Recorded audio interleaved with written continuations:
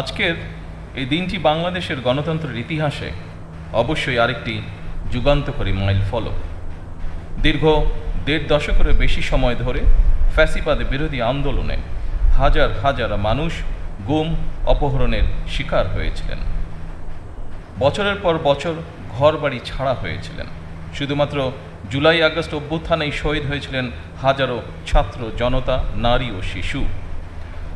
আহত হয়েছিলেন কমপক্ষে ৩০,০০০ মানুষ। আমি ফ্যাসিবাদ বিরোধী আন্দোলনে সকল শহীদের প্রতি গভীর শ্রদ্ধা জানাই। হতাহত পরিবারের প্রতি জানাই গভীর সহানুভূতি এবং সমবেদনা। উপস্থিতিবৃন্দ, জুলাই আগস্টের অভ্যুত্থান ঠেকাতে ফ্যাসিস্ট চক্র হেলিকপ্টার থেকেও গুলি করেও গণতান্ত্রিক জনগণকে হত্যা করেছিল।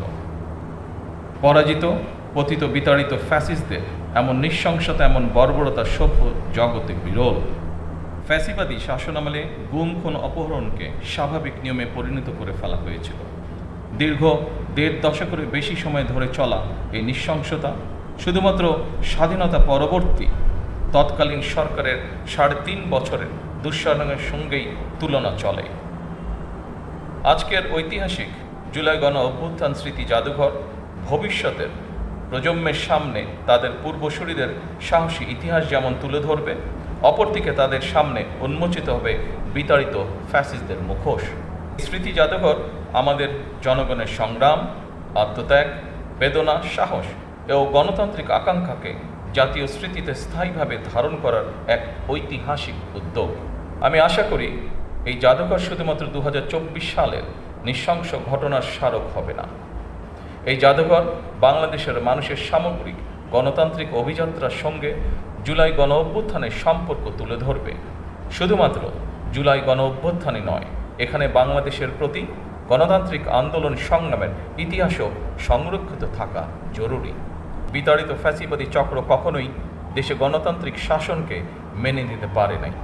এদেরই পূর্বসূরিগণ ১৯৭৫ সালে সংবিধান পরিবর্তন করে দেশে গণতন্ত্রের কবর রচনা করেছিল।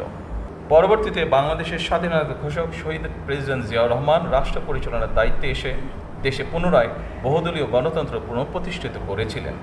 এইসব ইতিহাস জুলাই গণ অভ্যুত্থান স্মৃতি জাদুঘরে সংরক্ষণ করা হলে ভবিষ্যৎ প্রজন্ম অবশ্যই উপকৃত হবে।